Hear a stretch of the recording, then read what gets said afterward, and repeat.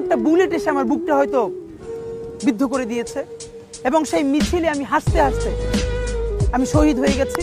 আমি তখন হাসতে হাসতে আল্লাহর কাছে ভীষণ সন্তুষ্টি নিয়ে পৌঁছতে চাই। ওসমান হাদির যে ভাই আছে ওমর, তার সাথে কথা বলেছি। তারা আজকে যে ক্যাম্পেইন করতেছিল আপনার বিজয়নগরে, সেই সময় ক্যাম্পেইন চলা অবস্থায় তারা রিকশায় ছিল। এই সময় এসে মোটরসাইকেলে যে যারা গুলি করেছে তাদেরকে আইডেন্টিফাই পর্যন্ত করা হয়েছে। সিসিটিভি ফুটেজ এবং ক্যামেরা দেখে এখন পর্যন্ত আইডেন্টিফাই করা হয়েছে। আমরা আইনশৃঙ্খলা বাহিনীকে বলছি, অবিলম্বে চারপাশের সকল সিসিটিভি ফুটেজ আপনারা কালেক্ট করেন।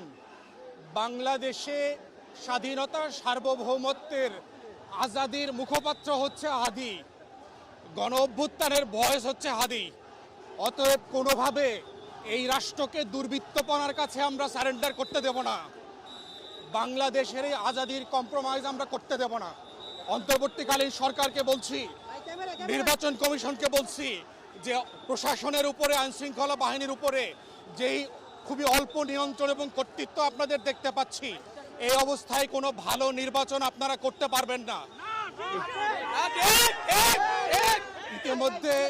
ইতিমধ্যে আমরা দেখেছি যে এস আলম হাসিনা মিলে বাংলাদেশে যে অরাজকতার প্ল্যান করেছে, তারা বাংলাদেশের জাতীয়তাবাদী দিল্লির আধিপত্যবাদের বিরুদ্ধে যারা কথা বলছে তাদেরকে তারা অ্যাসাসিন করবে, টার্গেট কিলিং করবে, সেই পরিকল্পনা করছে।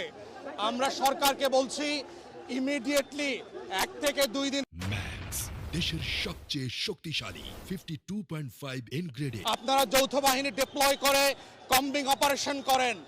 বাংলাদেশের কয়েক হাজার রাজনৈতিক গুন্ডা পান্ডাকে ইমিডিয়েটলি গ্রেফতার করা জরুরি হয়ে গেছে, যারা বিভিন্ন রাজনৈতিক দলের ব্যানারে বসে বাংলাদেশে একটা অস্থিরতা, অরাজকতা এবং নির্বাচন ভণ্ডুল করবার চেষ্টা করছে।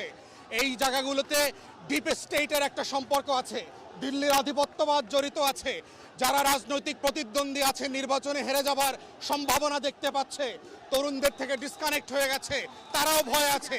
এই সব শক্তিগুলোকে নিয়ে নতুন করে প্রতিবাদের আওয়াজ তুলতে হবে এবং আমরা এই বিচার, এই প্রতিবাদ কন্টিনিউ হবে। আমি সরকারের বিভিন্ন মহলে ইতিমধ্যে কথা বলেছি, যদি প্রয়োজন হয় এয়ারলিফট করে তাকে সিএমএইচে নেওয়া দরকার, যদি প্রয়োজন হয় দেশের বাইরে চিকিৎসার জন্য নেওয়া দরকার। যারা সাক্ষী আছেন, যারা ঘটনা দেখেছেন, তারা ইতিমধ্যে নিরাপত্তাহীনতায় ভুগছেন, তাদের নিরাপত্তার ব্যবস্থা করতে হবে। আইনশৃঙ্খলা বাহিনীকে আমরা বলছি আপনারা ভিজিল্যান্ট থাকেন, অন্তর্বর্তীকালীন সরকারের যে কোনো ডিসাইসিভ অ্যাকশনের পক্ষে যেন আমরা থাকেন। আমরা দেশবাসীর কাছে